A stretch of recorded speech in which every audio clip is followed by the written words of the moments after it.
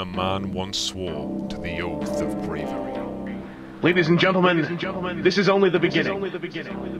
My reviews will, of course, cover more than one line. It will cover Transformers quite a bit. But a driving force of some of the more recently upcoming reviews will be that very oath. And when evil stood against him, his spirit prevailed.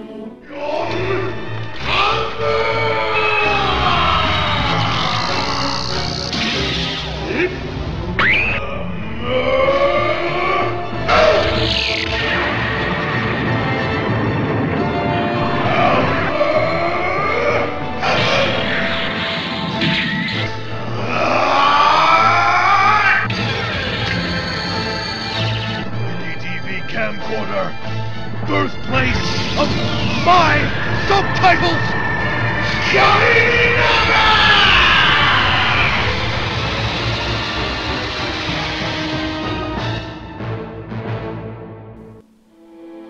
But with the threat over, his spirit falters and grows weak.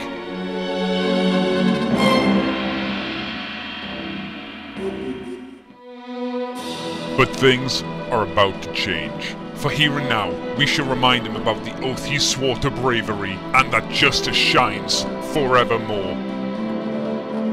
Never forget the oath of bravery, ladies and gentlemen.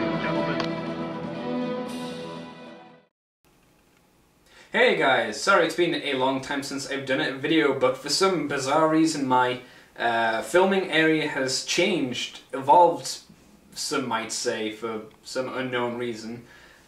I don't know. Anyway, I'm starting a new little section today, so this will not be a Cobra's Corner. This will be an entirely new section called Japan no Toyzu! And just as a quick note, it's not meant to be in Japanese, it's just meant to be fun to say. So, I thought I should point it out. Now, let's get on to the video. Okay, so here's the... right, yeah, there it is. Sora Kage, the ninja robot from 1995's Brave Series Goldran, done by Takara. Sorry, I don't know much about it, but I tried looking online, and yeah, I didn't find too much, so please, bear with me. Okay, you know what, I was planning to do this with the Hawk mode first, but it seems that... Oh! Excellent.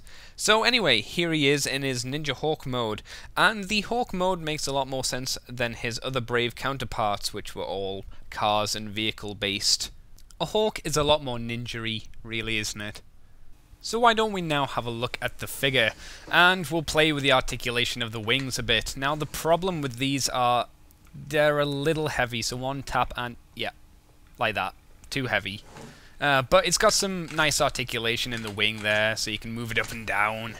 And as we turn the figure around, you can see both wings move nicely. Okay, so since we're talking about the articulation, why not have a look at its neck and head? So the neck has two joints in it there, the top half with a clicky bit in to secure it, and the head also moves up and down, and the little mouth does as well, so you can open his mouth up like this and be like, I'm a ninja bird! No, I'm gonna eat you and headbang! Ah! Or if you're so inclined, you can pull the jaw all the way back and be like, hey, I got no jaw. This means, even though the figure isn't very articulated, you can still get it in some very nice poses. And it really does look impressive. And talking about its looks, we'll have a quick look at the chromy wings here. These are super chromy. I mean, look. Yep, there's my camera right there.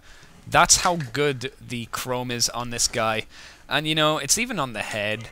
And it reflects the light fantastically well here, as I fiddle around with that, and yeah, it'll probably be better if I showed here. One problem is, as you see, finger marks, but such impressive chrome, really. Speaking about the wings, it's worth mentioning that the wingspan of this toy is about 17 inches wide, which makes a really large and impressive looking toy.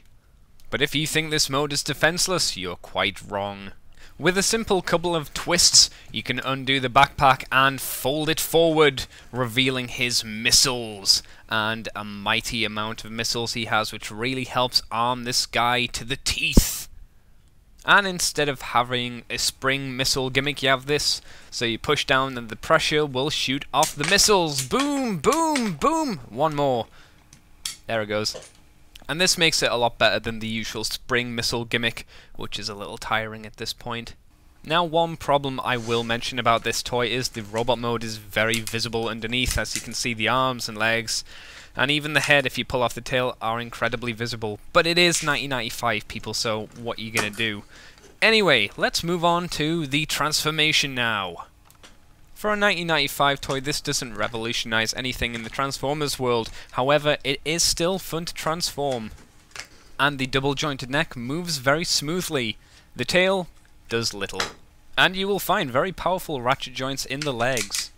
And with a fairly nice head reveal, more ratchet joints come into play as you push the chest into the cavity, which gives some satisfying clicks.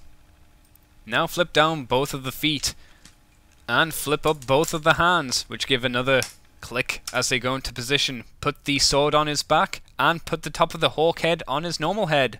And there you have it, Sora Kage in his ninja mode. And even in this mode you can unfold the wings. But enough of that, let's talk about the detail on this figure now. Now, looking over the detail of this guy, it really does scream that he is a ninja. With the fishnet designs on both his legs, abdomen and arms, as well as ninja stars on his wrists and on his stomach. All this combines together to make a very convincing looking ninja. But it's strange that Takara thought that yellow and red would be a great stealthy colour for a ninja. I'm sure Japan would never go down that road again for another ninja in the future, right? Ha ha ha ha ha. So the articulation for a 1995 toy, I guarantee you, is not impressive, but it is loaded with ratchet joints in the shoulders and elbows, and the wings still move quite nicely as before. His legs have the ratchet joints as I mentioned before, and have a nice amount of movement and can go backwards too. And the little heels are on a little hinge as well, so it helps with posability, which is always useful. But what's a ninja without his equipment? And Sora Kage is packed with a load of juicy ninja goodness. So the first of his accessories is the Kaisarai Gamma, I think it's called, with a bit of string. And with a bit of string you can attach this weighty ball to, which they usually had back in the day. We also have his sheath for his sword, which is also the tail for the Hawk mode. And speaking of said sword, here it is, his Ninja Toe sword, I think it's meant to be called, according to the internet. And it's got some actually quite nice detail on the handle, which I was impressed about, and we'll put it there. Yep, there we go. He also happens to come with a lot of these little missiles, and when I say a lot, I mean a lot. That's what they came in. A lot of missiles, guys. And speaking of those kind of things, here is another one. So we have another weighty ball in case you lose your previous one, and the ninja stars. You get a lot of these ninja stars, which is good in case you happen to lose them, which is quite possible if you're a child. And even if you haven't seen the show, you can make your own funky attacks, like this one, which I call Super Ninja Death Star!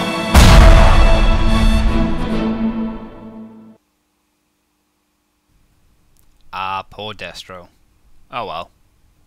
One final thing you can do is you can flip the missiles forward used on the Hawk mode and equip him with all of his ninja stuff, and he becomes an ultimate ninja of death.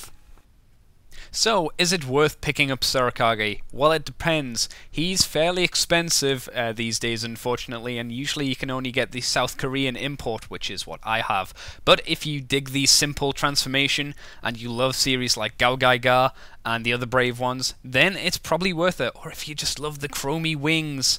But unfortunately, ladies and gentlemen, this is only a precursor, for this is only the accessory. An accessory to a true hero.